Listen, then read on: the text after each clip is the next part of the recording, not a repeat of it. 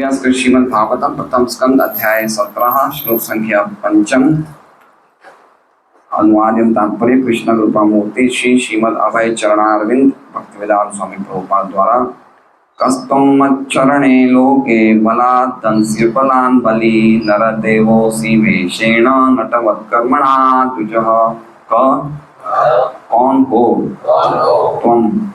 तुम मत मेरी शरणे संरक्षण में लोके इस संसार में बलात् बलपूर्वक हंसी मार रहे हो अबलान असहायों को बलि असहायों को बलि यद्यपि बल से युक्त नरदेव मनुष्य रूप देवता असि प्रतीत होते हो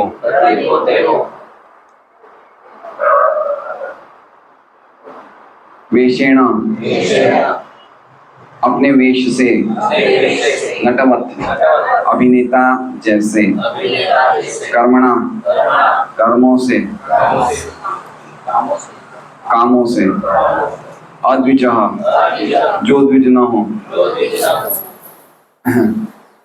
अनुवाद अरे तुम कौन हो, तुम हो कौन, है ना, इस तरह से बोला जा रहा है ना। मतलब अभी देखिए परीक्षित महाराज किनको बोल रहे हैं, कली को, शूद्र को बोल रहे हैं। तो ऐसा तो नहीं है कि जैसे हम बोल रहे हैं अरे तुम हो कौन, ऐसे बोल रहे हैं, है ना। उस क्या कहते हैं, उस पास टाइम में प्रवेश करने का प्रयास करिए। गुस्से से बोल रहे होंगे ना, एक बैल को मार रहे हैं, गाय को मार रहे हैं, तो गुस्से में बोलेंगे, कैसे बोलेंगे। तो हमें उस क्या कहते हैं, उस चीज में प्रवेश करना चाहिए कि किस हिसाब से वो बोल रहे हैं। अरे तुम हो कौन, ऐसे समझ रहे हो। तुम बलवान प्रतीत हो रहे हो, फिर भी तुम उन असहायों को मारने का साहस कर रहे हो जो मेरे संरक्षण में हैं।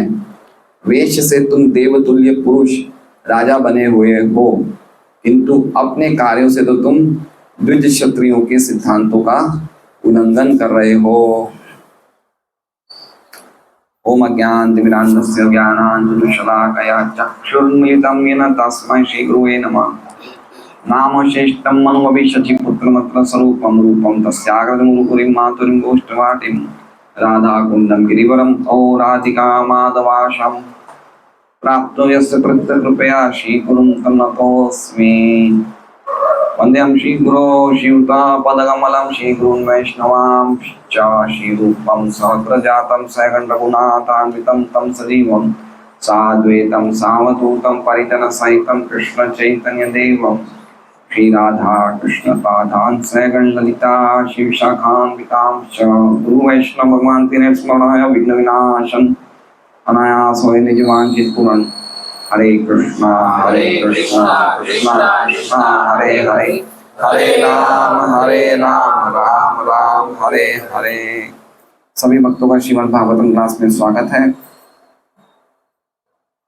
तो हम आज 5वें श्लोक में हैं और शुरू के पहले से 4 श्लोक पर, पहले 1 से लेकर 4 श्लोक में हमने देखा कि किस प्रकार परीक्षित महाराज शूद्र को देख रहे हैं गाय और बैल को मारते हुए।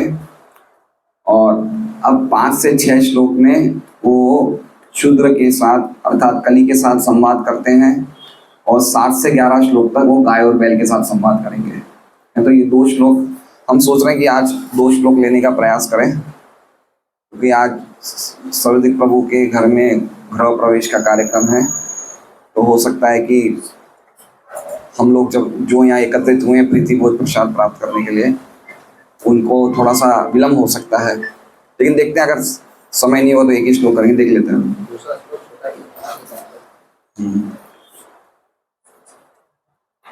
तो ये 2 श्लोक में परीक्षित महाराज जो हैं शूद्र को, कली को बोल रहे हैं। कस्तम मच्छरणे लोके बलात् दंस्य बलान् बली। अरे तुम हो कौन। कस्तम का मतलब क्या हुआ, कस्तम मतलब कस मतलब कौन, और तुम मतलब अरे तुम कौन हो, हैं? अरे तुम कौन हो जो इतने बलवान होकर भी, लिखा है सबसे आखिरी लाइन में आखिरी वर्ड क्या है, बली। बली का मतलब तुम हो कौन जो इतने बलवान होकर भी इस संसार में, लोके का मतलब इस संसार में, मत शरणे मेरी संरक्षण में रहने वाले, है ना, मेरी शरण में रहने वाले कौन है, अबलान दुर्बल पशुओं को बलात् हंसी बलपूर्वक मार रहे हो। समझ गए पहली लाइन। कस्तुम मतलब अरे तुम कौन हो, मत शरणे लोके मतलब मेरी शरण में रहने वाले जो इस संसार में हैं। मत शरणे का अर्थ समझ रहे हैं आप लोग, मत शरणे मेरे संरक्षण में हैं।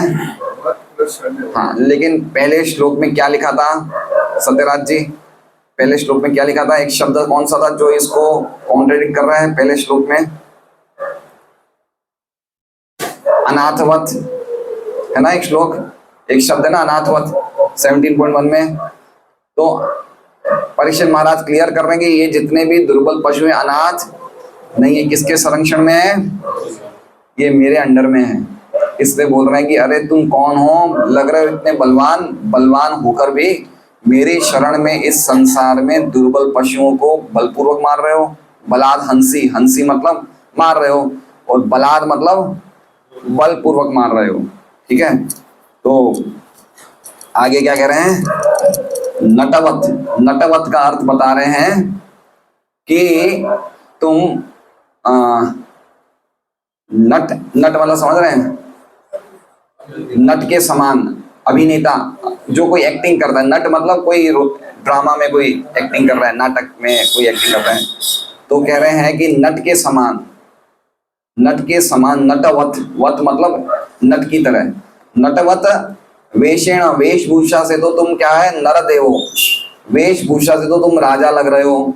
नरदेवो मतलब नरदेव राजा को बोलते हैं, है ना, देव मतलब भगवान, भगवान जो नर के रूप में आते हैं, इसलिए नरदेव मतलब राजा, राजा मतलब जो भगवान का प्रतिनिधित्व करते हैं। तो कह रहे हैं कि एक नट के समान, एक अभिनेता के समान तो तुम वेशभूषा से तो राजा जैसे प्रतीत हो रहे हो, लेकिन कर्मणा द्विज, लेकिन किंतु तुम्हारे काम से तो तुम अद्विज लग रहे हो। अद्विज मतलब तुम द्विज नहीं हो, दूसरे शब्दों में तुम शूद्र हो। समझ रहे बात को, कि नरदेवोसी वेषेण नटवत कर्मणादिजो, नरदेवोसी वेषेण मतलब तुमने वेषेण, वेशभूषा किसकी पहनी है, राजा की जैसे लेकिन तुम राजा हो नहीं, इसका मतलब तुम नट हो, नट मतलब तुम एक्टिंग कर रहे हो राजा की। नटवत मतलब you are acting like a नट, अभिनेता की तरह तुम कार्य कर रहे हो, और तुमने ड्रेस पहनी है राजा की, लेकिन तुम्हारे काम क्या है, राजा जैसे काम नहीं। अद्विज, अद्विज मतलब जिसने दूसरा जन्म नहीं लिया, अर्थात तुम द्विज की तरह कार्य नहीं कर रहे हो, मतलब तुम शूद्र की तरह कार्य कर रहे हो। समझ गया श्लोक को, कितना सुंदर श्लोक है, वंडरफुल श्लोक है ना।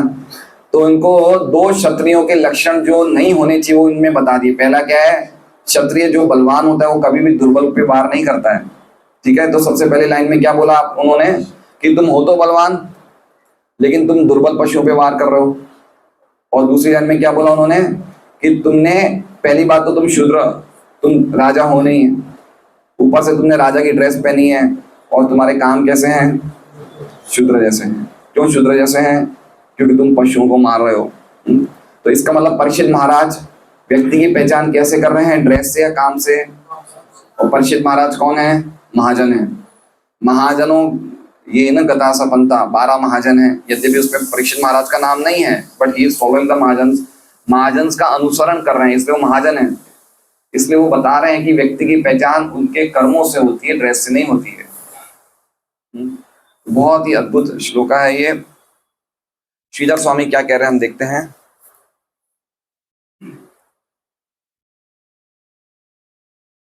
मुझे कभी कभी लगता है, अच्छा हाँ, कल का क्या श्लोक था वो तो मैंने सूर्य जी से पूछा ही नहीं, बताइए सूर्य जी। सुरेश जी भी सूत्र में मेरा कम नंबर आएगा। बोलिए।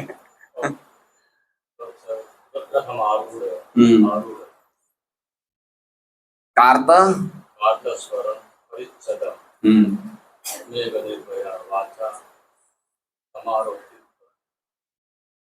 कार्मुकः, बहुत सुंदर।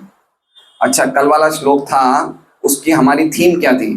थीम बता दीजिए। थीम मतलब हमारा उसमें एसेंस क्या था कल वाले श्लोक में? परीक्षित महाराज ने पूछा अपने रथ पर आरूढ़ होकर, हाँ, सोने के जब घड़ी था, हाँ, और दोष कराने वाले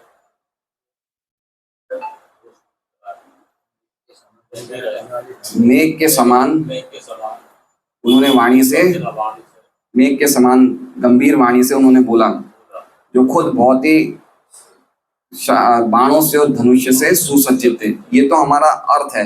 उस श्लोक के कल में थीम क्या बताई? थीम मतलब समझ में, थीम मतलब उसका सार क्या था श्लोक का? तात्पर्य में हमने क्या सार बताया? कौन बताएगा?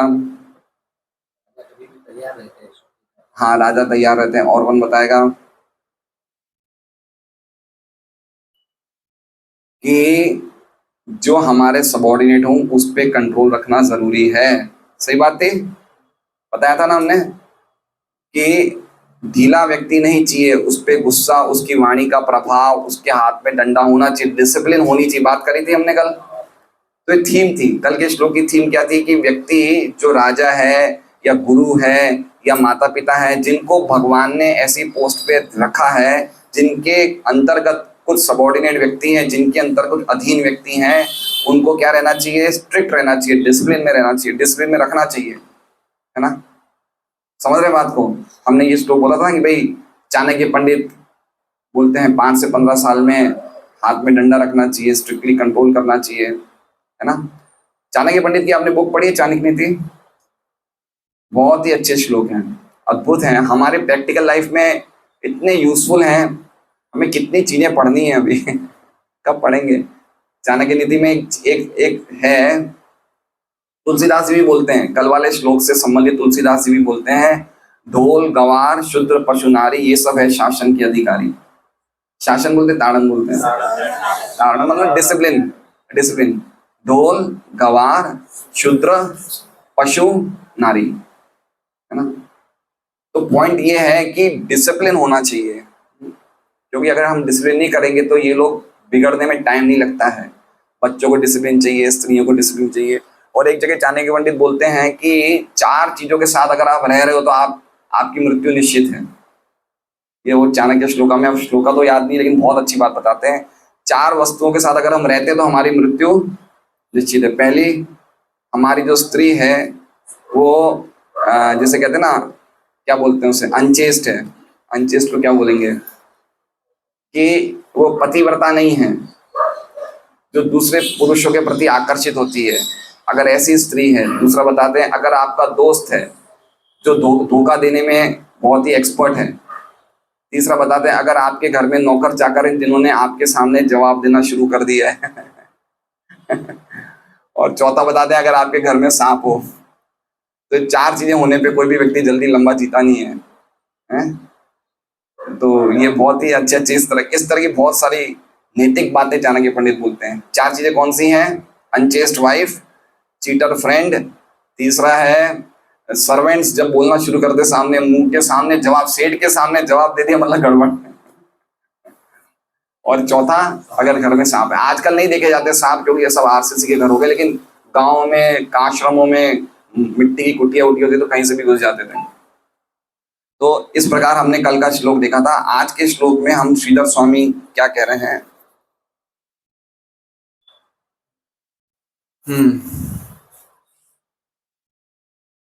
पॉइंट 5, हंसी मतलब मार रहे हो, जो तुम जो, हाँ, अब ये कह रहे हैं, श्रीधर स्वामी क्या कह रहे हैं कि मान लो कि अब ये देखिए आचार्यों की विशेषता क्या है, ये है ना, भगवान की लीलाओं में प्रवेश कर जाते हैं। तो परीक्षित महाराज ने क्या पूछा? कौन हो तुम? अरे तुम कौन हो? तो उन्होंने जब ऐसा पूछा तो हो सकता था कि कली ये बोलेगा मैं तो राजा हूं। कली क्या जवाब देगा? भाई आपस में कुछ बातचीत तो होती होगी ना। अब भागवतम में तो हमें सब कुछ एक सूत्र रूप में दिया, हर एक का पूरा लंबा डिस्क्रिप्शन नहीं दिया है। तो कली क्या कहेगा? मैं तो राजा हूं। तो परीक्षित महाराज ने बोला कि तू खाली नट की तरह ही है। समझे क्या मतलब? कि तू खाली अभिनय कर रहा है राजा का, लेकिन कर्मों से तो तू शूद्र है, अद्विज है। तो ये श्रीधर स्वामी की टीका है। परीक्षित महाराज का हम देखते हैं, अरे सॉरी, विश्वनाथ चक्रवर्ती ठाकुर की। तुम कौन हो जो मेरे सामने ये हिंसा कर रहे हो? कौन बोल रहे हैं ऐसा? परीक्षित महाराज कह रहे हैं तुम कौन हो जो मेरे सामने हिंसा कर रहे हो? तो कली ने जवाब दिया मैं तो राजा हूं। तो परीक्षित महाराज ने बोला कि जब मैं राजा हूं तो तुम कैसे राजा हो गए? भाई कुछ श्लोकों पहले हमने पढ़ा ना कि वो क्या कहते हैं, चक्रवर्ती कौन थे? पूरे दुनिया में सबको जीत लिया। परीक्षित महाराज घूमे थे ना पूरी दुनिया में, सब जगह कहाँ कहाँ गए थे, हमने जम्मू द्वीप भी गए थे, कहीं भी गए थे। तो राजा तो सम्राट तो वही थे। तो परीक्षित महाराज कह रहे हैं कि जब मैं राजा हूं तो तुम कैसे राजा हो गए? तो कली बोलता है मैं इसलिए राजा हूं क्योंकि मैंने राजा की ड्रेस पहनी है। तो कली क्या बोलते हैं? मैं इसलिए राजा हूं क्योंकि मैंने राजा की ड्रेस पहनी है और मैं राजा की तरह कार्य कर रहा हूं। तो परीक्षित महाराज कह रहे, बोले नहीं, तुम राजा की तरह कार्य नहीं कर रहे हो। तुम कार्य कैसे कर रहे हो? शूद्र की तरह कार्य कर रहे हो। फिर आगे देखिए, बहुत अद्भुत बात लिखते हैं विश्वनाथ चक्रवर्ती Thakur. A real actor imitates the actions of another as truly as possible। मतलब क्या हो गया? रियल एक्टर मतलब सच्चा अभिनेता। अभिनेता मतलब समझ रहे हैं, जो नाटक में काम करने वाला है वो अपने कार्य भी बिल्कुल सच्चाई से करता है, अपना अभिनय भी। मान समझिए बात को, क्या बोलना चाहते हैं। जैसे मान लीजिए कि हम लोग ने अभी एक ड्रामा कर रहे हैं, हम यहाँ पे ड्रामा होता है ना, भक्त लोग ड्रामा करते हैं। तो ड्रामा में मान लीजिए कि हम हंस प्रभु को सुरेश जी को जगाई मधाई बना दे। क्या बना दे? जगाई मधाई बना दे। तो जगाई मधाई बनाने के बाद इनको एक्टिंग कैसी करनी पड़ेगी? जगाई मधाई की तरह ही करनी पड़ेगी। अगर ये भक्त की तरह करेंगे तो अच्छा लगेगा दिखने में। तो विश्वनाथ चक्रवर्ती ठाकुर कहते हैं कि तुमने तो अभिनेता में भी कार्य ढंग से नहीं किया। समझ रहे हैं? तुम अभिनेता तुमने अभिनय किसका किया? तो काम तो राजा जैसे करो। तुम काम कैसे कर रहे हो? शूद्र के। पहली बात तो तुम राजा हो नहीं। तुमने अभिनय किसका किया? ड्रेस किसकी पहनी? राजा की। अरे जब राजा की एक्टिंग करे तो काम तो राजा जैसे करो, काम तो तुम्हारे शूद्र जैसे हैं। कितना जबरदस्त आचार्यों की टीकाएं देखिए, वंडरफुल है। और देखिए एक विशेष बात है, कोई भी आचार्य है ना दूसरे आचार्य की टीकाएं कॉपी नहीं करता है। प्रभुपाद जी की टीकाओं में ये सब नहीं देखोगे आप, है ना। ज्यादातर क्या होता है, जितने भी पोएट्स होते हैं, लेखक होते हैं, जो तथाकथित होते हैं, वो क्या करते हैं, अपनी पोयम को या अपनी लेखनी को दूसरे आचार्यों की लेखनी डाल के और उसे फेमस बनाने के लिए बताते हैं। लेकिन प्रभुपाद ने ऐसा नहीं किया। उनकी टीकाएं, प्रभुपाद चाहते थे कि वो लोग, भक्त लोग, उनकी टीकाएं भी पढ़ें। जो मैं लिख रहा हूँ वो पढ़ें और जो उनकी टीकाएं। इसलिए देखिए ये सब बातें प्रभुपाद ने नहीं लिखी है। प्रभुपाद जब भागवतम के परपट्स लिखते थे, तात्पर्य लिखते थे, 16 आचार्य की टीका, 13 या 16 आचार्य की टीका लेके बैठते थे। प्रभुपाद चाहते तो ये सब लिख सकते थे ना, लेकिन अगर वो प्रभुपाद लिखते तो हम लोग कौन नहीं, दूसरा नहीं पढ़ते ना। इसलिए प्रभुपाद चाहते थे कि हम दूसरे आचार्य की टीका पढ़े, उनका भी हमें स्वाद मिले कि वो क्या बोल रहे हैं। तो ये विश्वनाथ चक्रवर्ती ठाकुर की टीका है। अब प्रभुपाद के तात्पर्य पढ़ते हैं।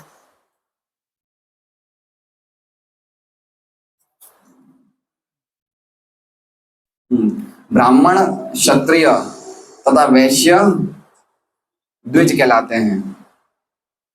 द्विज मतलब समझ रहे हैं ना आप लोग, बहुत बार हम चर्चा कर चुके हैं। लीला कमल प्रभु, द्विज का अर्थ पता है ना? द्विज, द्विज का अर्थ क्या होता है? लीला कमल प्रभु बताइए। आप कौन है, द्विज हैं या आप बताइए, आप कौन है? आप द्विज हैं? द्विज ज्यादातर किसको कहा जाता है? राजविद्या प्रभु आप बताइए। आप कौन है? द्विज है? आप द्विज है? तो जिन्होंने भी दीक्षा प्राप्त हुई कौन है? वो द्विज है। तो द्विज का अर्थ क्या है? द्वि मतलब सेकंड, द्वितीय, और ज मतलब जन्म। तो जिसका दूसरा जन्म होता है वो कौन होता है? द्विज होता है ना। तो परीक्षित महाराज ये बता रहे हैं कि अगर तुम्हारा दूसरा जन्म होता ना तो तुम ये काम नहीं करते। इसका मतलब तुम्हारा दूसरा जन्म नहीं हुआ, इसका मतलब तुम शूद्र हो। इसका मतलब जिस व्यक्ति का दूसरा जन्म नहीं होता वो कौन है? वो शूद्र है। कंप्लीट बात समझ लीजिए। जिसने दूसरा जन्म नहीं लिया, पहला जन्म किनके द्वारा होता है? माता पिता के द्वारा, है ना। और दूसरा जन्म किसके द्वारा होता है? वो भी माता पिता के द्वारा होता है, जिसमें माता बन जाती है वेद और पिता बन जाते हैं गुरु। ठीक है। तो दूसरा जन्म जब तक नहीं हो सकता तब तक हम लोग क्या बने रहते हैं? शूद्र ही बने रहते हैं, या कि समझ लीजिए दूसरे शब्दों में पशुवत बने रहते हैं, है ना। इसलिए बहुत सुंदर ये वो है, क्या नाम है, एक श्लोक है, जन्मना जायते शूद्र। जन्म से क्या होते हैं? सब शूद्र। संस्कार आराध भवेत द्विज। संस्कार से क्या बनता है व्यक्ति? द्विज बनता है। और वेद पाठाद भवेत विप्र। और वेदों का पठन करने से क्या होता है? विप्र। और ब्रह्म जानाति थी ब्राह्मण। और ब्रह्म को जानने वाला क्या होता है? ब्राह्मण। तो द्विज, विप्र, ब्राह्मण, और फिर भगवान की सेवा में लगने के बाद वो वैष्णव बन जाता है। तो पॉइंट समझ रहे हैं बात को? इसलिए व्यक्ति जब तक द्विज नहीं बनता, मतलब उसने मनुष्य जीवन आने के प्राप्त करने के बाद भी उसने खाली मनुष्य जीवन को गंवाया ही है। क्योंकि द्विज बनने बिना हम चीजों को यथारूप नहीं समझ सकते हैं। अभी हम लोगों के जन्म पता है कैसे हुए हैं? अभी हमारे जो पहले जन्म वाले व्यक्ति होते हैं वो कैसे होते हैं? वो एक्सीडेंटल केसेस होते हैं। क्या होते हैं? तो हम लोग अपने आप को क्या बोलते हैं? हिंदू। लेकिन हम लोग कौन से हिंदू हैं? हम एक्सीडेंटल हिंदूज हैं। समझ रहे हैं बात को? एक्सीडेंटल्स मतलब आकस्मत, आकस्मत बोलते हैं ना, अकस्मात, अकस्मात। हाँ, मतलब हमारा जो जन्म हो गया वो कैसे हो गया है? आकस्मिक हो गया। मतलब हम लोग अपने आप को गर्व करते हैं कि हम हिंदू हैं, लेकिन जब तक हम एक्सीडेंटल हिंदूज बने रहेंगे, आकस्मिक हिंदू बने रहेंगे, तब तक वास्तव में हिंदू नहीं है। अगर मान लो हम मुसलमान घर होंगे तो हम क्या बोलते हैं? मुसलमान है। क्यों? क्योंकि पहला जन्म की कोई कीमत नहीं होती। पहला जन्म तो पशु जन्म होता है। पहला जन्म तो पशुओं को भी मिलता है। उसमें कोई बहुत बड़ी हमने तीर नहीं मारी कि हम मनुष्य जीवन में प्राप्त हुए हैं, नहीं। लेकिन अगर हम संस्कारों को ग्रहण करते हैं, यानी कि दीक्षा लेते हैं एक प्रामाणिक गुरु से और शास्त्रों के पाठ में लगते हैं, तो हम कहीं जाके द्विज बनते हैं। बिना द्विज के हमारा जीवन फालतू है। ये सिस्टम समझना चाहिए। इसलिए जो भक्त दीक्षा लेने में थोड़ा संकोच कर रहे हैं कि हम लेंगे नहीं लेंगे, बाद में लेंगे, क्या लेंगे, वो अपने को एलिवेट नहीं करना चाहते, अपने आप को ऊपर नहीं उठाना चाहते। तो द्विज की अर्थ बता रहे हैं। चिड़ियों को भी द्विज बोला जाता है, पता है? पक्षियों को भी क्या बोला जाता है? द्विज बोला जाता है। क्योंकि पहला जन्म जब वो लेते हैं तो अंडे में होते हैं, और दूसरा जन्म में अंडा टूट जाता है। तो पक्षियों को भी द्विज बोला जाता है। द्विज ना, जन्म होने का। दूसरी बात, ब्राह्मण, क्षत्रिय तथा वैश्य द्विज कहलाते हैं क्योंकि इनका पहला जन्म किनके द्वारा होता है? माता पिता के संयोग से होता है। और दूसरा जन्म किनके द्वारा होता है? प्रामाणिक आचार्य या गुरु द्वारा आध्यात्मिक दीक्षा से सांस्कृतिक संस्कार के फलस्वरूप होता है। अब इसमें जो पहला जन्म माता पिता से होता है वो जन्म भी गर्भाधान संस्कार से ही होता है। समझ रहे बात को? जो फर्स्ट जन्म होता है, जो हायर कास्ट, 3 जातियों को ऊंचा बताया जाता है, क्षत्रिय, अरे ब्राह्मण, क्षत्रिय, वैश्य, तीनों को ऊंची जाति क्यों बनाया जाता है? क्योंकि तीनों द्विज हैं। तीनों को द्विज माना जाता है। ये तीनों दीक्षा लेने के अधिकारी हैं। क्यों? क्योंकि इन्होंने अपने संतानों का जन्म कैसे किया है? गर्भाधान संस्कार से किया है, या फिर ये खुद गर्भाधान संस्कार के द्वारा ही जन्म लिए हैं, है ना। इसलिए ये द्विज कहलाने योग्य। अगर इनको प्रॉपर दीक्षा मिलती है तो द्विज कहलाने योग्य। द्विज अगर ये दीक्षा नहीं प्राप्त करते हैं या क्वालिटीज प्राप्त नहीं करते हैं, मेन बात है क्वालिटीज। आप समझ रहे हैं? देखिए इसमें क्या बोल रहे हैं, कर्मणा द्विज। अरे तुमने तो ड्रेस राजा की पहनी है, काम तो तुम्हारे शूद्र जैसे हैं। तो हमने ड्रेस वैष्णव की पहनी है, लेकिन काम क्या है? हमारे तो भक्तों जैसे काम ही नहीं है।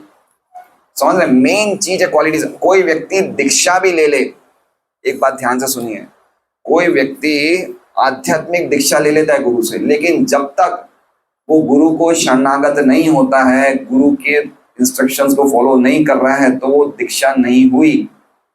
That Diksha is only the, वो दीक्षा खाली नाम में ही हुई है, समझ रहे हैं? वो व्यक्ति तो सोच रहा है मैं दीक्षित हूं, लेकिन वो दीक्षा, क्योंकि दीक्षा का अर्थ ही होता है दीक्षा काले भक्त करे आत्मसमर्पण। अब आपने दीक्षा ले ली है, पेपर में फोटो छप गई है, भक्तों के बीच में आपका नाम हो गया कि मेरा नाम आज से अर्जुन दास हो गया है, मैं दीक्षित भक्त हूं, लेकिन आप फॉलो नहीं कर रहे हो, तो फिर आप खाली नाम में ही दीक्षित हो, सचमुच दीक्षित नहीं हुए हो। बहुत देखिए, हमारे जितने भी ये जो कृष्ण भावनामृत का विज्ञान है, पूरा साइंटिफिक है, चीजों को समझिए, बात समझिए। यहाँ पे आपके कपड़ों के, ये आपकी वेशभूषा की कोई कीमत नहीं है। कीमत एक तरह से कीमत है, लेकिन समझना चाहिए कि आपकी क्वालिटीज चेंज हो रही है या नहीं हो रही है, आपके कर्म चेंज हो रहे हैं नहीं हो रहे हैं। गुण कर्म मेन इंपॉर्टेंट है, ये इंपॉर्टेंट है। इसलिए गुरु महाराज जल्दी से ब्राह्मण दीक्षा नहीं देते। परम पूज्य भक्ति विकास महाराज जल्दी से ब्राह्मण दीक्षा नहीं देते। क्यों देते हैं? व्यक्ति व्यापार कर रहा है, नौकरी कर रहा है, कह रहा है कि अरे हमें ब्राह्मण दीक्षा का काम ही है श्री मूर्ति की सेवा करना, है ना, श्री मूर्ति की सेवा करना, आराधना करना, ब्राह्मण दीक्षा का पुजारी बनने का काम है। अब आप कर रहे हो बाहर जाके नौकरी, तो हरिनाम दीक्षा तो मिल जाएगी, चलो भाई 16 माला कर लो, 4 नियम, लेकिन ब्राह्मण दीक्षा तो आप काम तो पुजारी क्या है नहीं। इसलिए गुरु महाराज के मेरे हिसाब से हमारे इस्कॉन सिस्टम में सबसे कम, सही बात है, मेरे हिसाब से सूरत में शायद राधेश्वर को दी होगी ब्राह्मण दीक्षा, से भी 200-250 भक्तों में किसी को नहीं दी है। हाँ, मानसी गंगा माता जी को दी।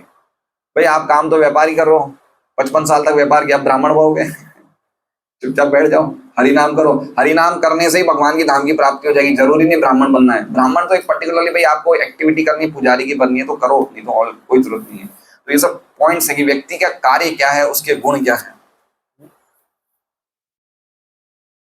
इस तथ्य। हाँ, आप लोग समझ रहे हैं मैं जो बोल रहा हूं? पता नहीं, मुझे कभी कभी लगता है कि आपके मासूम चेहरे देख के आप लोग समझ में आ रहे नहीं आ रहा है।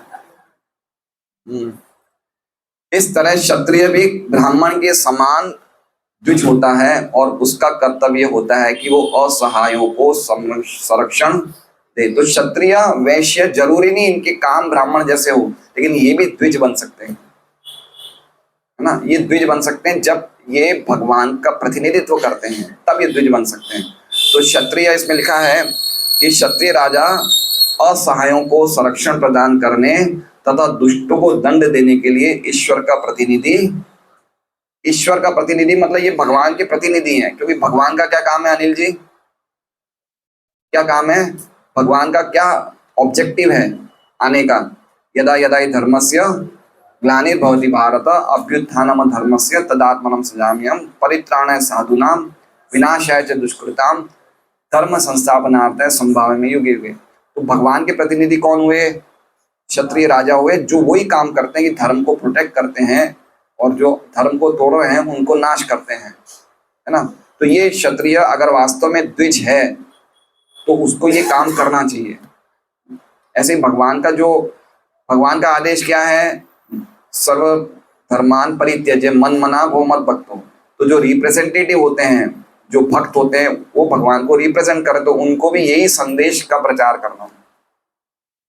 अगर आप नहीं कर रहे हो, अगर आप क्षत्रिय के रूप में नहीं कर रहे हो या वैष्णव की वेशभूषा में नहीं कर रहे हो, तो इसका मतलब आप भगवान को रिप्रेजेंट नहीं कर रहे हो।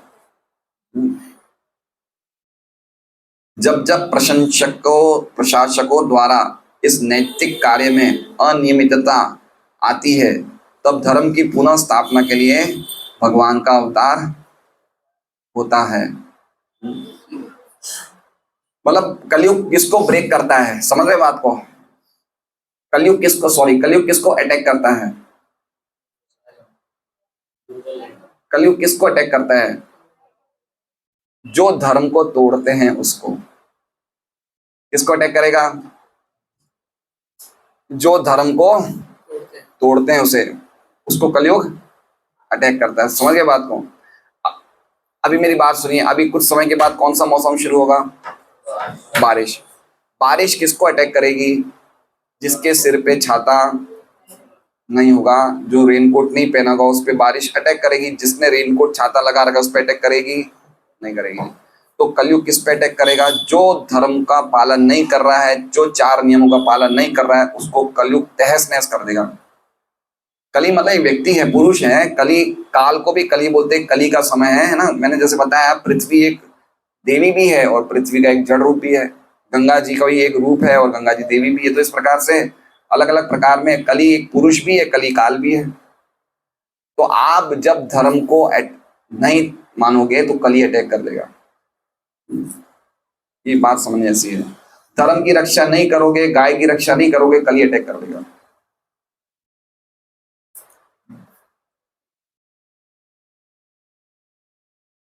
कलयुग में बेचारे असहाय पशु, विशेष रूप से गायें, जिन्हें प्रशासकों से सभी प्रकार का संरक्षण प्राप्त होना चाहिए, वे अंधाधुंध मारी जाती है।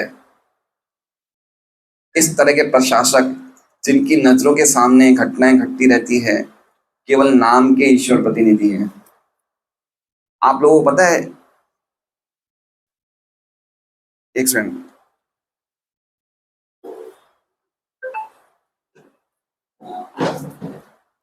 अंधाधुंध गाय मारी जाती है, पता है इस बात का?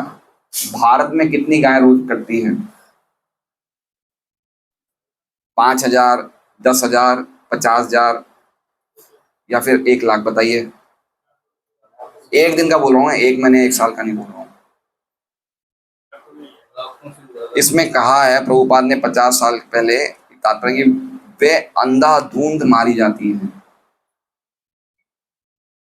कल मैंने गूगल में फिगर्स देखे। अब एग्जैक्ट फिगर तो नहीं होते हैं, शास्त्र वचन तो नहीं है गूगल, लेकिन फिर भी हमें एक अप्रोक्सीमेटली फिगर मिल जाता है। उसमें लिखा है कि 9 लाख गायें रोज कटती है। ये खाली मेरे हिसाब से खाली इंडिया का है।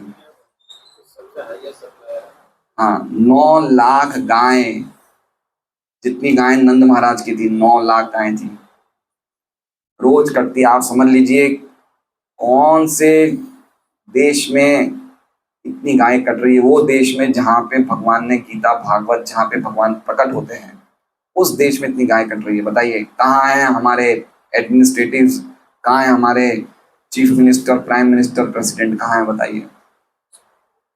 मेरे हिसाब से चाइना के बाद सेकंड लार्जेस्ट एक्सपोर्टर है बीफ का भारत। अभी फर्स्ट हो गया तो पता नहीं मुझे, कुछ सालों पहले तो सेकंड था। फर्स्ट है क्या? अच्छा, ये ही नहीं कट रही हैं। इसके अलावा देखिए मैंने लिखा है 1,20,00,000 तो बतख कटी जाती है। बतख होते हैं ना, डक्स। नॉन वेजिटेरियंस बहुत खाते हैं ये डक को। 38 लाख सुअर, 17 लाख शीप को क्या बोलते हैं हिंदी में? भेड़। और 14 लाख बकरे, ये रोज कटे जाते हैं। अब बताइए व्यक्ति, क्या स्थिति है? जिस देश में एक गाय और एक बैल के लिए इतना बड़ा विरोध कर दिया था परीक्षित महाराज ने, वहां होलसेल में कट रहे हैं। तो क्या स्थिति है? कहां से आएगी शांति, संपन्नता कहां से आएगी? ये जो इस तरह के केसेस होते हैं ना, जैसे 26 लोगों को मार दिया पहलगाम में, या ऐसे जो भी केसेस होते हैं जिसमें होलसेल में व्यक्ति मरते हैं, तो ये सब चीजों का, ये सब गौ हत्या का रिएक्शन है। ये सब रिएक्शन है। छोटे मोटी जगह में कोई एक्सीडेंट हो गया, कोई गाय कहीं से कोई गिर गया, कोई क्या गिर गया, किसी ने एक साथ 30-40 लोगों को मार दिया, ये सब गौ हत्या का रिएक्शन है। तो हम समझ सकते हैं कि हम लोग बैठे बैठे क्या कर रहे हैं, क्या कर सकते हैं। या तो इस देश से बाहर निकल के चले जाएं कहीं, लेकिन दूसरी जगह जाएंगे तो वहां भी यही मिलेगा। तो इसलिए सबसे बेस्ट तरीका कि प्रचार करना, उसके अलावा और कोई सार नहीं है, प्रचार ही सार है ना। जैसे मान लो कि लक्ष्मी नारायण चरणारविंद के घर में एक सर्वेंट आता है काम करने। अब वो सर्वेंट क्या खाता है? सुरती खाता है। सुरती मतलब पता है? अब इन्होंने कहा अपनी वाइफ को, शुचिकारिणी आज देखा तो बेकार को आदमी सुरती खावे रोज, चला आप इन्हें निकाल देगा। अब दूसरा सर्वेंट आएगा, वो क्या, वो परम पवित्र आएगा क्या? सभी ऐसे है ही, सब ऐसे। तो अच्छा है कि उसको मना करो, सच भक्ति बना दो उसे, समझ रहे हैं आप बात को? एसेंस क्या है? एसेंस ये है कि आप प्रचार के अलावा आप कुछ कर ही नहीं सकते हो, और कोई दूसरा उपाय नहीं है लोगों को सुधारने का। या तो आप खुद ही संसार से हट जाओ। जाओगे कहाँ? अमेरिका में जाओगे तो अमेरिका तो सबसे ज्यादा काउ ईटर है। अमेरिका की 97% पॉपुलेशन नॉन वेजिटेरियन है। कितनी? 97% पॉपुलेशन अमेरिका की नॉन वेजिटेरियन है। भारत में मेरे हिसाब से राजस्थान, हरियाणा, एक दो राज्य को छोड़ के बाकी जितने भी राज्य हैं उनकी 50% से ज्यादा पॉपुलेशन नॉन वेजिटेरियन है। 50% से ज्यादा। 2-3 राज्यों की कम है। बाकी जैसे कुछ स्टेट्स तो ऐसे जिनकी 70%, 80%, 90% नॉन वेजिटेरियन है। तो अब क्या करोगे आप? उनके बीच में रहो या तो चले जाओ कहीं। कहाँ जाओगे? नंदग्राम जाना नहीं है, वहां बिजली नहीं है, कहाँ जाएंगे हम बताइए? तो अच्छा है प्रचार करो। अंधाधुंध मारी जाती है। इस तरह के प्रशासक जिसकी नजरों के सामने घटनाएं घटती रहती है, केवल नाम के ईश्वर प्रतिनिधि हैं। ठीक है, ये किस पे बोल रहे हैं? नटवत कर्मणाद्विजो। नटवत कर्मणाद्विजो बोल रहे हैं ना कि खाली तुम नाम के ही हो भैया, तुम काम तो शूद्र जैसे कर रहे हो। ऐसे सशक्त प्रशासक वेश या पद के बल पर भले ही गरीब जनता के शासक बने हैं, लेकिन वास्तव में वे व्यर्थ के निम्न जाति के द्विजों की सांस्कृतिक संपन्नता के गुणों से विहीन पुरुष है। देखिए बहुत इंपॉर्टेंट बात है, सांस्कृतिक संपन्नता। इसे इंग्लिश में शायद बोला गया है कल्चरल, क्या बोला गया है?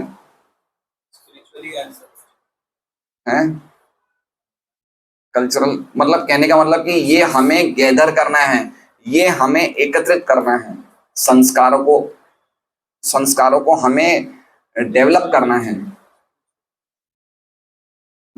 अभी देखिए हम लोग जब तक प्रभुपाद की बुक्स नहीं पढ़ेंगे, ये सब चीजें, गीता भागवत पढ़ेंगे नहीं, तो तब तक ये चीजें कैसे समझेंगे? अगर हम अपने आप को भक्त मानते हैं तो हमें समझना चाहिए कि अगर वास्तव में हमें भक्ति करना है, वास्तव में गंभीरता से करना है, तो एटलीस्ट हम लोगों को एक समय में आने के बाद तो पूरी तरह से कंप्लीटली प्रीचिंग में लग जाना चाहिए।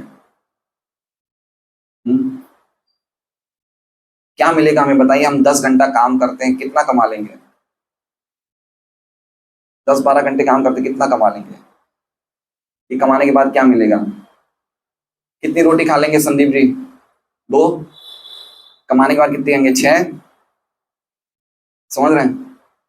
हम जितनी मेहनत कमाने के लिए कर रहे हैं, जितनी मेहनत प्रचार के लिए करें तो क्या होगा? क्या लगता है आपको? हो सकता है पूरी दुनिया नहीं सुधरे, लेकिन कुछ लोग तो सुधर सकते हैं। ये काम किसका है? कौन करेगा काम? ये काम कौन करेगा बताइए? भगवान का संदेश का प्रचार कौन करेगा? अब आप कहोगे कि भाई हम तो नहीं करेंगे, तो बताओ कौन करेगा? पॉलिटिशियंस ने किया क्या अभी तक? अभी तक किया? कौन करेगा? ये तो हमें ही करना है।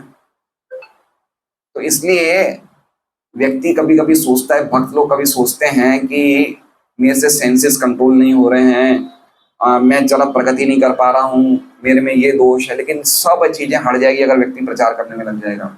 अपने आप ही उसकी जो चुटर पुटर, जो उसकी जो गड़बड़ी है, सब हट जाएगी। भगवान इतना प्रिय पसंद करते हैं उस व्यक्ति को जो प्रचार में लग जाता है। अब प्रचार कैसे करना है एक वो अलग टॉपिक है, लेकिन एटलीस्ट हमें समझना चाहिए कि ये जगत में लोग कहाँ जा रहे हैं।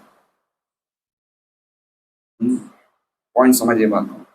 कब समझेंगे हम? कब समझेंगे हम? उम्र भी जा रही है ना, उम्र भी हमारी कितनी बुरी तरह से बीत रही है। निम्न जाति के एक जन्मा असंस्कृत व्यक्तियों से न्याय या समता की आशा करना व्यर्थ है। एक जन्मा मतलब एक्सीडेंटल, समझ रहे हैं? एक जन्मा, एक जन्मे वालों की भैया कोई कीमत नहीं है। समझ रहे हैं? मैंने ये भी कल निकाला मैंने कि एक जन्मे के ऊपर भी मैंने निकाला कि देखिए मैं बताता हूं एक जन्मों की क्यों कीमत नहीं है। मैं बताता हूं, एक साल में 4,85,00,000 लेडीज प्रेग्नेंट होती है इंडिया में। कितनी? 4,85,00,000। उसमें से कितनी हुई है? हाँ, इसमें से 2,15,00,000 प्रेगनेंसीज अनचाही हैं। क्या है? अनचाही, मतलब इनको बिना प्लानिंग के किया गया है। तो ये क्या हो गए? ये एक जन्मा बच्चे हो गए, एक्सीडेंटल केसेस हैं ये सब।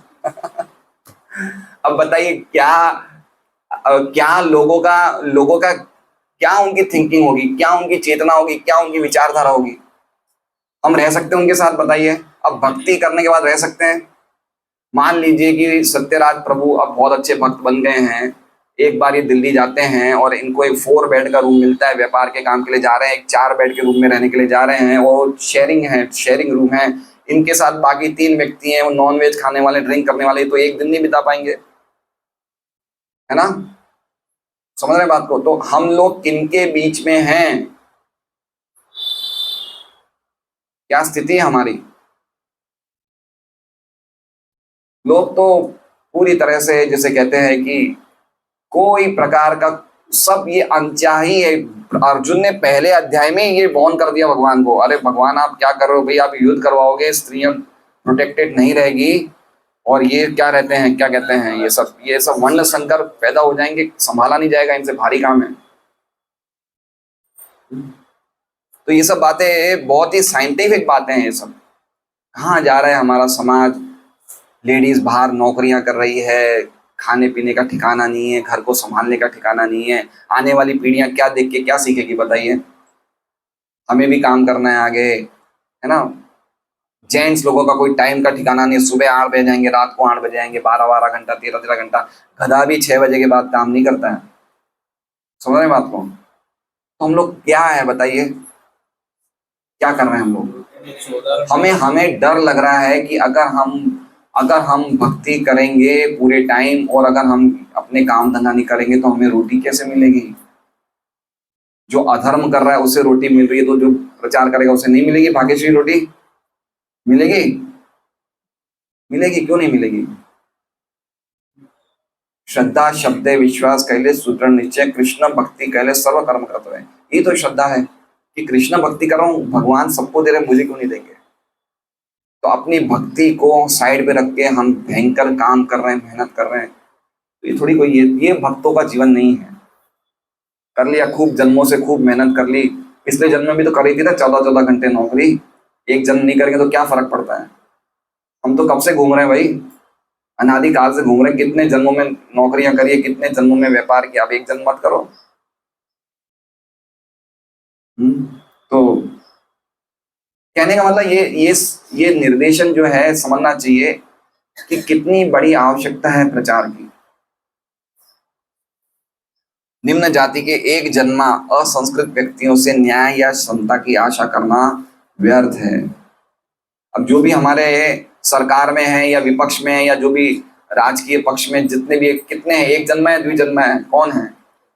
एक जन्मा है सब, है ना? एक जन्मा, मोटा मोटी सब एक जन्मा ही है। क्या आशा कर सकते हैं हम? एक जन्मा मतलब शूद्र, एनिमल। क्या आशा कर? उसको कोई ट्रेनिंग नहीं है, कोई संस्कार नहीं है, कोई कल्चर नहीं है। अतएव राज्य के कुशासन के कारण कलयुग में प्रत्येक व्यक्ति दुखी रहता है। आधुनिक मानव समाज द्विज नहीं है। अतएव ऐसी प्रजा द्वारा प्रजा की सरकार जो द्विज नहीं है, कलयुग की सरकार होगी जिसमें हर कोई दुखी होगा। ऐसी प्रजा द्वारा प्रजा की सरकार, है ना? ये अमेरिका का वो है, स्लोगन है, people's government of people's government, मतलब लोगों के द्वारा लोगों को चुना गया है। तो उस पर ये बोल रहे हैं कि ऐसी सरकार, जो मूर्खों ने, एक जन्मा व्यक्तियों ने सरकार को चुना है, ऐसी सरकार से कोई भी व्यक्ति कोई सुखी नहीं हो सकता है। हरे कृष्ण। श्रीमद् भागवतम की जय। लेना एक और श्लोक हमारे प्रीति भोज के उपासकों? दूसरा श्लोक लेना नहीं लेना है? चलिए 4-5 लाइन, 6-7 लाइन का तात्पर्य है। यस्तम कृष्णे गते दूरम सह गांडीव धन्मना। क्यों हंस रहे आप? शोच्यान रहसि प्रहरन वदम अर्हसि। जिससे तुम दुष्ट कृष्ण कृष्ण के गते चले जाने से दूरम आंख से ओझल सह साथ गांडीव गांडीव नामक धनुष धनवना धारण करने वाला अर्जुन शोच्य अपराधी असी हो अशोच्यान निर्दोष रहसी एकांत स्थान में प्रहरन मारते हुए वधम मारे जाने के अर्हसी पात्र हो।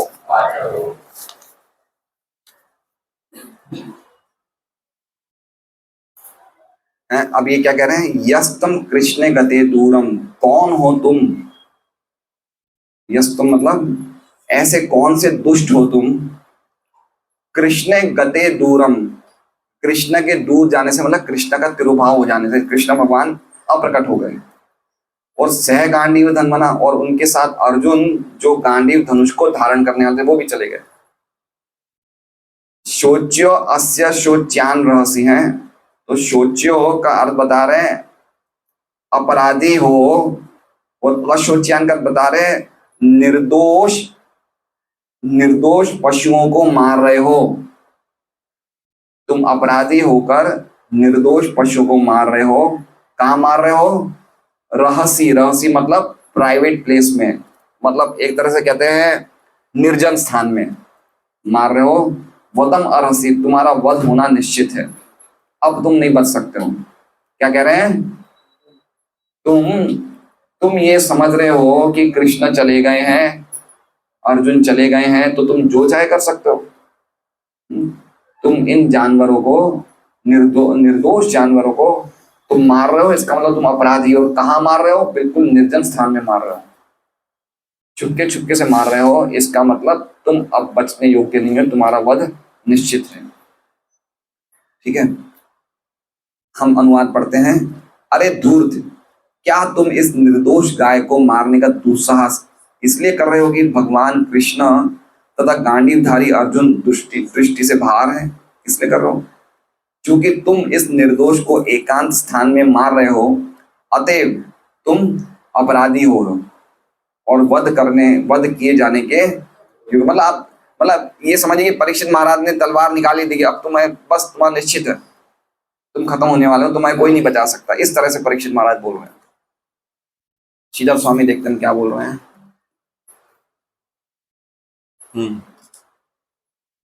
अशोच्यान का अर्थ बता रहे हैं निरपराधी हो। अशोच्यान किन के लिए कहा गया है? जो निर्दोष पशु हैं उनको लोग क्या कहा गया है? अशोच्यान। तुम उनको एकांत में प्रहरन मार रहे हो, इसलिए तुम शोच्य हो। शोच्य मतलब इसलिए तुम अपराधी हो, इसलिए तुम वध करने योग्य हो। विश्वनाथ चक्रवर्ती ठाकुर की देखते क्या टीका, उनकी टीकाओं में बड़ा आनंद आता है।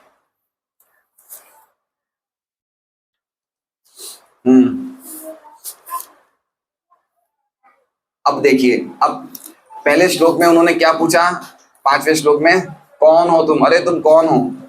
ठीक है, अब ये जवाब दे रहे हैं। कौन जवाब दे रहे हैं? कली। कह रहे हैं जैसे तुम तुम्हारे देश के राजा हो ना, मैं काल का राजा हूं। कौन बोल रहे हैं? कि तुम तुम्हारे देश के राजा हो ना, तो मैं भी काल का राजा हूं। काल मतलब ये समय का राजा मैं हूं, इसलिए तुम्हारी शक्ति मेरे पे नहीं चलेगी। कौन बोल रहे हैं? ये कली बोल रहे हैं कि तुम्हारी शक्ति मेरे पे नहीं चलेगी, काल मेरे अंदर में चल रहा है। तो अब परीक्षित जवाब दे रहे हैं। क्या जवाब दे रहे हैं? अच्छा, कृष्णा चले गए हैं, अर्जुन चले गए, तो इतनी बातें कर रहे हो तुम, है ना? क्योंकि कृष्णा अब दृष्टि से ओझल हो गए हैं अर्जुन के साथ, तब तुम कहाँ थे? कौन पूछ रहा है? परीक्षित महाराज पूछ रहे हैं कि तुम बहुत बोल रहे हो मैं काल का राजा हूं, तो तब तुम कहाँ थे जब कृष्णा नहीं गए थे और अर्जुन भी दोनों यहाँ पे थे, तब तुम कहाँ थे? ऐसे परीक्षित महाराज बोल रहे हैं। तो कली महाराज क्या कह रहे हैं? कली जी क्या कह रहे हैं? मैं था, लेकिन मुझे उनका डर था इसलिए बाहर नहीं निकला। देखिए कितनी जबरदस्त टीका है ये, मतलब हमें पूरा अंदर तक प्रवेश करवा रही है टीकाएं। कि मैं तो था लेकिन कृष्ण और अर्जुन के डर से मैं बाहर नहीं निकला, मैं छुपा हुआ था, लेकिन अब मुझे किसी का डर नहीं है। लेकिन अब आज मुझे किसी का डर नहीं है, कल ही बोल रहा है। तो अब क्या बोल रहे हैं परीक्षित महाराज, सचमुच तुम बहुत बक रहे हो, अब तो तुम वध करने योग्य हो, तुम बहुत बक रहे हो, इसलिए सोचिए मतलब तुम अपराधी हो। तुम जैसे हम बोलते ना, आज तू बहुत ज्यादा बोल रहा है, तू तो आज खाएगा ही मार, बोलते नहीं बोलते हैं, समझ रहे बात को? हम बोलते हैं कभी कि आज तेरी जवान बहुत ज्यादा चल रही है। परीक्षित महाराज क्या कह रहे हैं कि आज तू बहुत ज्यादा शोचनीय स्थिति में है, तुम्हारा वध आज पक्का ही होगा, है ना। ऐसे ही हिरण्यकश्यप ने प्रहलाद महाराज को कहा था। जब प्रहलाद महाराज ने भगवान की महिमा सुनाई थी तो हिरण्यकश्यप ने कहा कि आज बेटा तू बहुत बक रहा है, तुझे कोई बचा नहीं सकता। तो उसी प्रकार से परीक्षित कह रहे हैं कि आज तो तुम्हें कोई नहीं बचा पाएगा, तुम्हें पता नहीं मैं कौन हूं, मैं तुम्हें बताता हूँ। इस तरह से ये तात्पर्य है। अब देखिए प्रभुपाद जी की टीका का देखिए सबसे पहले की 2 लाइन जबरदस्त है। क्या बोलते हैं, जिस सभ्यता में ईश्वर को देश निकाला दे दिया। क्या लिखा है, जिस सभ्यता में ईश्वर को देश निकाला दे दिया जाए और अर्जुन जैसा भक्त योद्धा ना हो, वहां कलयुग के संगी इस कानून विहीन, मतलब समझ रहे हैं, ईश्वर को देश निकाला मतलब क्या हो गया कि जब हम ही लोग भगवान को हमारे हृदय से बाहर निकाल देंगे तो क्या गति होगी हमारी, है ना। देश निकाला मतलब समझ रहे हो, देश निकाला मतलब भगवान थोड़ी कहीं जाने वाले, भगवान तो सर्वव्यापी है। देश निकाला का मतलब क्या हो गया कि जब हम क्या चाहते हैं, राम राज्य, लेकिन राम नहीं चाहते, समझ रहे हैं। कौन चाहता है भगवान को भाई, कौन चाहता है बताओ? लोग लक्ष्मी को चाहते हैं, लोग सिद्धि को चाहते हैं, नारायण को कौन चाहता है ना। तो ईश्वर को तो देश निकाला हमने दे दिया है। और अर्जुन जब ईश्वर नहीं है तो भक्त नहीं है, तो अर्जुन और कृष्ण को तो अब हम नहीं चाहते। कहीं लिखा हुआ है गीता जी में इस प्रकार का कोई श्लोक, अनंत जगन्नाथ प्रभु, कि जहां पे अर्जुन और कृष्ण होंगे, यत्र योगेश्वरा कृष्णो यत्र पार्थो धनुर्धर, कि जहां ईश्वर होंगे, जहां कृष्ण होंगे, जहां पे धनुर्धारी अर्जुन होंगे, वहां पे तो सब कुछ होगा। क्या है श्लोक, दूसरी लाइन, तत्र शीर विजयो भूतिर ध्रुवा नीतिर मतिर्मम। और वही चीजों ने उनको ही हमने घर से निकाल दिया। मतलब कोई घर में तो जाते हैं तो वही महाभारत में भी फोटो नहीं रखना चाहते, बोलते लड़ाई होती है ना। ऐसा भी होता है, बोले कोई ऐसा भी बोलते हैं रामायण नहीं रखनी चाहिए घर में, कोई बोलता है महाभारत नहीं रखनी चाहिए, कोई बोलते हैं गीता नहीं रखनी चाहिए। बताइए देश निकाला कौन दे रहा है? हम खुद दे रहे हैं। कैसे व्यक्ति सुखी होगा? भगवान भी बाहर निकाल रहे हैं अपने राज्य से, अपने घर से, अपने हृदय से।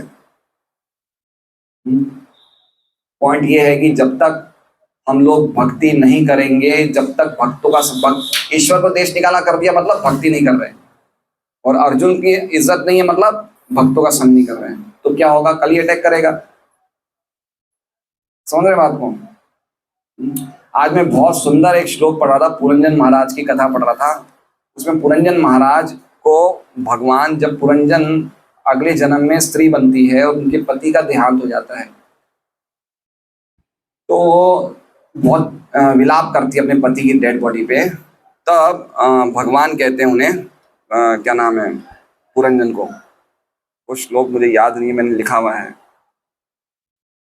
वो कहते हैं, अपि स्मरसि चात्मानम अविज्ञात सकम सखे। क्या तुम्हें याद है कि मैं तुम्हारा सखा हूं? कौन बोल रहे हैं? भगवान परमात्मा जीवात्मा से बोल रहे हैं। क्या तुम्हें याद है कि मैं तुम्हारा अविज्ञात सखा हूं, वो सखा हूं जो तुम जानते ही नहीं हो, जो हमेशा तुम्हारे साथ रहा। हित्वा माम पदम अन्विच्छन, आज तुमने मुझे छोड़ दिया इतने समय से, और पदम अन्विच्छन, और अब तुम उस पद को चाहते हो। कौन से पद को? भौम भोग रतो गता। भौम भोग मतलब पृथ्वी पे भोग करने की इच्छा से तुमने मुझे छोड़ दिया। याद है मैं तुम्हारा अविज्ञात सखा हूं। तो हम भगवान को छोड़ रहे, बताइए। हम अपने सुख के लिए, हम इंद्रिय तृप्ति के लिए, हम जीवन में कुछ करने के लिए भगवान को छोड़ रहे हैं, भगवान को बोल रहे हैं, तो क्या गति होगी बताइए? खाली एक भक्ति की एक लाइन अगर हम ध्यान रख ले, अन्याभिलाषिता शून्यम ज्ञान कर्माद्य नावृतम ना, अन्याभिलाषिता शून्यम। जब तक भक्त के हृदय में अभिलाषाएं होंगी भगवान के अलावा दूसरी अभिलाषाएं, तो कैसे वो व्यक्ति सुखी हो सकता है। हम कह रहे हैं कि हम भौतिक जगत में भौम भोग, हम भौतिक जगत में भोग प्राप्त करेंगे, सुखी होंगे, लेकिन ऐसा हो सकता है मंजू नासी माता जी? हो सकता है? नहीं हो सकता है। भगवान कह रहे हैं दुख जगत कैसा है, दुखालय में, कि जगत में दुखी है और कुछ नहीं है। और यह स्पष्ट बात है कि अगर आप एक दुख को दूर करने जाओगे दूसरा दुख नया लग जाएगा। समझ रहे बात को? अभी हमारे एक भक्त हैं, उनको कोई बीमारी थी गले में, तो मैंने एक डॉक्टर को भेजा उनके पास, उनको डॉक्टर के पास भेजा, तो उनकी गले की बीमारी सही हो गई। लेकिन डॉक्टर ने क्या बोला, बोले कि आप कुछ समय जॉगिंग करिए। तो उन्होंने कुछ समय जॉगिंग करनी शुरू कर दी, तो जॉगिंग से कमर में दर्द चालू हो गया। आप समझ रहे हैं? एक उदाहरण, हमारी एक चीज सही होती है और दूसरी चीज गड़बड़ा जाती है, इसलिए कहा है ये दुखालय। आप ये दुखी और कुछ नहीं है यहाँ पे। आप एक दुख को दूर करने जाओगे दूसरा दुख शुरू हो जाएगा, है ना? सही बात है नहीं है? आप कोई भी उदाहरण से देख लीजिए। जैसे मान लीजिए, लेकिन हमें भगवान की इस बात पे विश्वास नहीं है, हम चाहते हैं कि दुखी जगत में हम सुखी हो जाएं। जैसे मान लीजिए कि संदीप जी, मैं एक ट्रेन में चढ़ रहा हूं और संदीप जी बोले कि प्रभु जी इस ट्रेन में मत चढ़ना, ऐसे समाचार है कि इस ट्रेन में किसी ने बम रखा है। अब मैं समझ जाऊंगा तो मैं क्या करूंगा, भाई जब बोल रहे हैं अपने को सूचना क्यों चढ़ना है अपने को ट्रेन में। लेकिन मैं अगर अपनी होशियारी मारूंगा क्या बोलूंगा, मैं तो कुछ नहीं होगा, देखा जाएगा, या देखता हूँ कहाँ लगा है बम।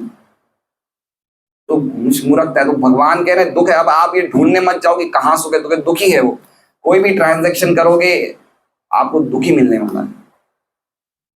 बहुत सुंदर भक्ति विनोद ठाकुर का एक ये है, ये एक भजन में उन्होंने कहा है, मीचे मायार वशे याचे भेषे खाचे हाबू डूबू भाई, जीव कृष्ण दास ए विश्वास कर लेता आर दुख नहीं। कह रहे हैं कि तुम क्यों ये माया के पानी के लहरों में इधर उधर घूम रहे हो। हाबू डूबू भाई मतलब समझ रहे, मीचेर माया वशे खाचे हाबू डूबू भाई। ये घर है, ये परिवार है, ये बच्चे हैं, ये धन है, ये सब क्या है, ये इस भजन में बताते हैं क्या है ये। जैसे समुद्र का किनारा है, तो किनारे पे सब तिनके साथ में होते हैं, लेकिन जब एक समुद्र की लहर आती है तो तिनके किनारे से निकल के वापस कहाँ चले जाते हैं, समुद्र में चले जाते हैं। और जब समुद्र में जाते हैं तो कोई भी एक लहर का भंवरा आता है तो सब अपने अलग अलग हो जाते हैं। तो हम अभी इकट्ठे हुए हैं अपनी पत्नी के साथ, अपने घर के साथ, अपने परिवार के साथ, लेकिन ये क्या है, ये सब वो तिनके घूम रहे हैं समुद्र की लहरों में, साथ में आते हैं और तुरंत अलग अलग हो जाते हैं। प्रकृति की लहरें हमें इस तरह से साथ में कर रही है और अलग कर रही है, और उन प्रकृति की लहरों में, उन समुद्र की लहरों में हमें लग रहा है हम सुखी हो जाएंगे। क्या कोई तिनका, कोई 25 तिनके के टुकड़े कभी एक साथ समुद्र की लहरें में रह सकते हैं एक साथ? कितनी देर रहेंगे? फ्रैक्शन ऑफ अ सेकंड वापस सब अलग हो जाएंगे। तो हम घर परिवार के लोग एक साथ रह सकते हैं? नहीं रह सकते। तो भक्ति विनोद ठाकुर कह रहे हैं, काचू हाबुडू भाई क्यों ये संसार सागर में तैर रहे हो, जीव कृष्णदास ये कर ले विश्वास उतारते और दुख नहीं। खाली इतना विश्वास कर लो कि मैं कृष्ण का दास हूं। सर्वधर्मान परित्यज्य का अर्थ क्या होता है कि एकमात्र मेरी शरण में आओ। इसका मतलब एकमात्र मेरी सेवा की शरण में आओ, भक्ति की शरण में आओ। समझ रहे हैं? शरण में आओ, तो शरण में आने के बाद करेंगे क्या? तो भक्ति की शरण में आओ, एकमात्र मेरी सेवा की शरण, मतलब मेरी सेवा में लगे रहो तो बचे रहोगे। अपने प्रयासों से सुख पाने का प्रयास किया तो ऐसे ऐसे खाओगे कि पता ही नहीं चलेगा। समझ रहे हैं? प्रहलाद महाराज क्या बोलते हैं, बोले मैं तब तक तो सुखी हूं जब तक मैं कुछ कर नहीं रहा हूं, जैसे ही कुछ करना चाहता हूं दुख शुरू हो जाते हैं। प्रहलाद महाराज का स्टेटमेंट, महाजन। तो संसार में सुख प्राप्त करने का प्रयास करोगे मुंह की खाओगे। इसलिए अच्छा है जो भगवान कह रहे हैं चुपचाप कर लो, बस मेरी शरण में आ जाओ, मतलब मेरी सेवा में लगे रहो, बचे रहोगे। अपना प्रयास किया कि मुझे स्वतंत्र होकर कुछ करना है, खा जाओगे। तो ये नहीं समझ रहे हैं, ये बहुत इंपॉर्टेंट बात है। ईश्वर को देश निकाला, क्या जबरदस्त शब्द लिखा है, दूरे गते, है ना, यस्तम कृष्ण गते दूरम, है ना। प्रभुपाद श्लोक में क्या लिखे, जैसे कृष्ण दूर गए, तो प्रभुपाद क्या बोल रहे हैं, हमने भगवान को दूर कर दिया, देश निकाला कर दिया। इसलिए मेरा एक ही निवेदन है सभी भक्तों से कि आप कुछ भी करो लेकिन भक्ति के साथ कोई कॉम्प्रोमाइज मत करो। 16 माला का जप, 4 नियम का पालन, बुक रीडिंग, लेक्चर सुनना, प्रचार करना भी साधना में ही आता है, साधना के अलग हिस्सा नहीं है। ऐसा मत समझना कि साधना में प्रचार भी आ गया। लगे रहो, इसमें लगे रहो, नई चीज मत सोचो। माइंड का बिजनेस है हमेशा नई चीज इन्वेंट करने का। आज मैं ये करूंगा, मैं करो मत करो, ये जो चला आ रहा है उसमें लगे रहो। गीता जी में 4.3 में भगवान कह रहे हैं, कौन सा श्लोक है, एवं परंपरा प्राप्त है कि तुम मेरे भक्तों से में सका चेती हैं, क्या है, नहीं पहली लाइन क्या है, 4.3 अध्याय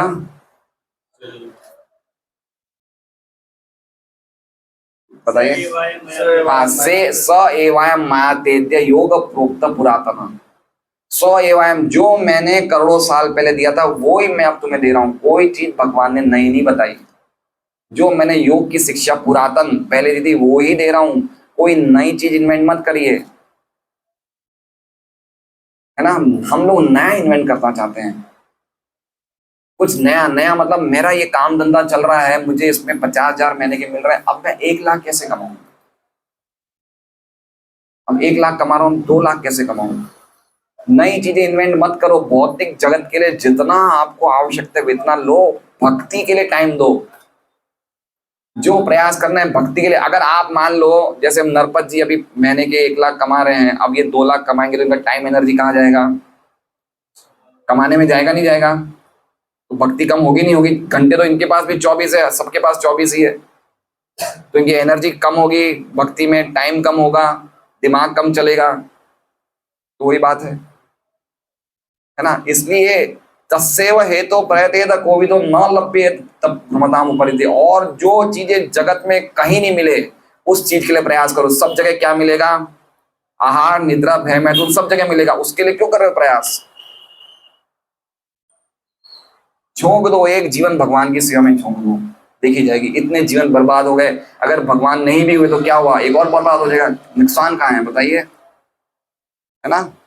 जुआरी क्या करता है, जुआ खेलता है, हर बार 1,000 की बारी लगाता है, वो इस चक्कर में लगाता है चलो खो गए, एक और लगा दो, दिक्कत क्या, तो इतने तो हमने इतना तो नुकसान कर ही दिया, करोड़ों जन्मों से तो घूम ही रहे हैं, एक जन्म और चला जाएगा, रिस्क तो लो। लेकिन इस रिस्क में कौन है हमारे साथ, इस रिस्क में आचार्य हैं, शास्त्र हैं, बड़े बड़े महाजन हैं, इसलिए हम हारने वाले नहीं हैं, हम जीतने वाले हैं। तो ये देश निकाला वर्ड बहुत ही इंपॉर्टेंट है।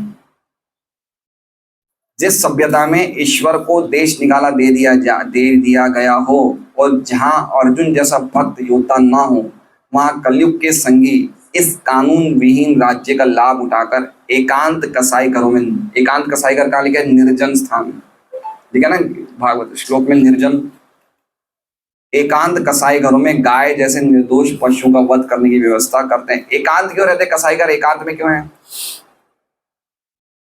कभी भी कसाई घर हम शहर में नहीं देखेंगे, कुछ कुछ हैं पुराने एक, हाँ वो पुराना एक आजादी के पहले का है वो जो कसाई घर है ना 400 मार्केट में।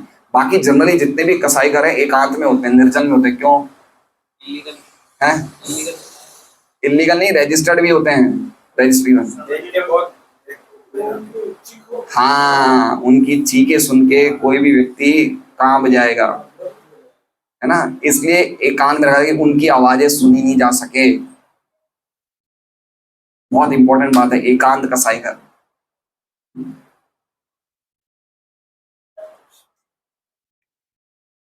कसाई घर कितने हैं इंडिया में पता है आपको, कितने हैं।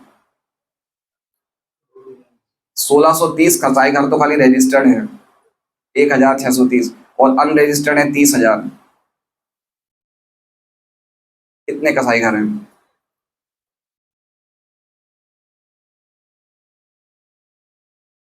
हमारे भाई बहन तो हैं, पशु पक्षी कौन है? हमारे भाई बहन ही है ना, है ना? तुम ही बीज प्रथम पिता, अहम बीज प्रथम पिता। कौन है? हमारे भाई बहन है। भाई बहन मारे जा रहे हैं, हम क्या कर रहे हैं? हम तो अभी 10 मिनट बाद प्रीति भोज खाएंगे।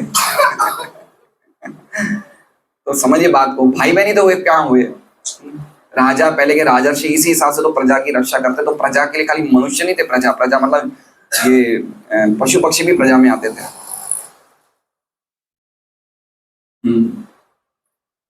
तो ऐसे पशु हत्यारे महाराज परीक्षित जैसे पवित्र राजा द्वारा मृत्यु दंड दिए जाने के पात्र हैं।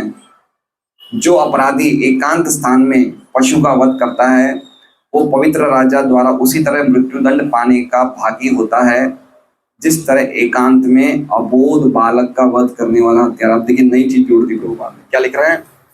अबोध बालक, एकांत में अबोध बालक का वध करने वाला हत्यारा।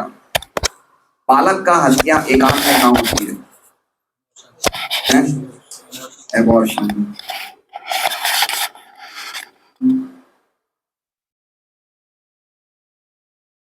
कल तो हम गूगल पे बैठे रहे पूरे टाइम।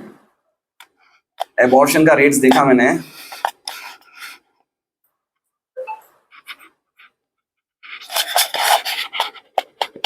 दस साल पहले सन 2015 में इंडिया में सालाना एबॉर्शन होते हैं 1,60,00,000 बच्चों के। खाली इंडिया का है।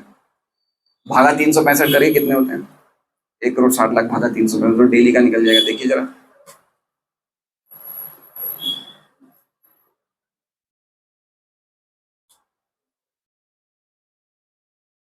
देख रहे हैं प्रभुपाद ने क्या जबरदस्त बात लिखी है। अबोध बालक मारे जा रहे हैं 43,800। मतलब 10 साल पुराना है तो अब तो रेट बढ़ गया होगा।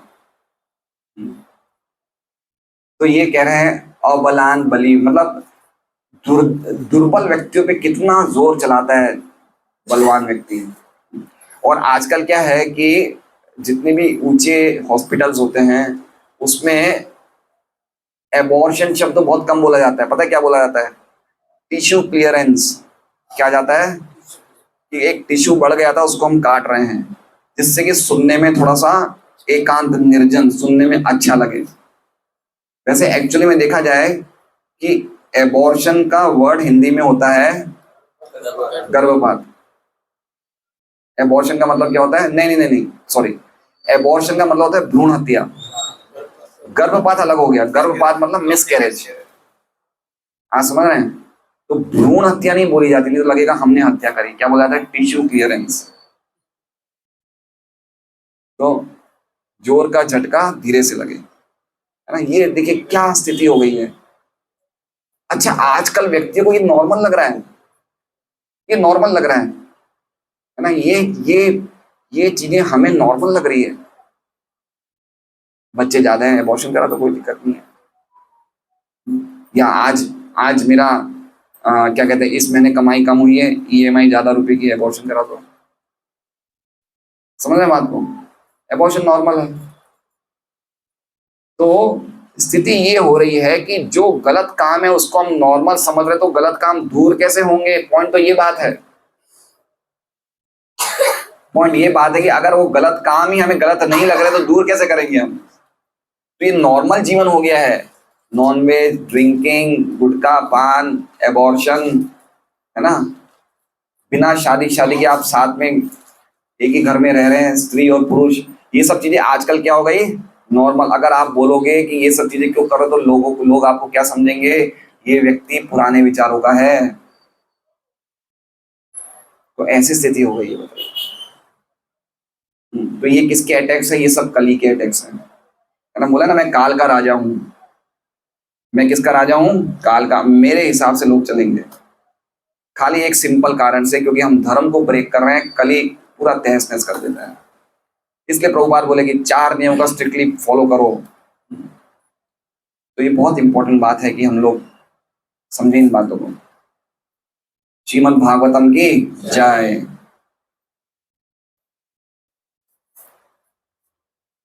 आज आप लोगों की चुप्पी देख के मुझे बड़ा अच्छा लग रहा है कि आप लोग कितना प्रसाद का इंतजार कर रहे हैं। प्रसाद कहाँ मिलेगा? यहाँ।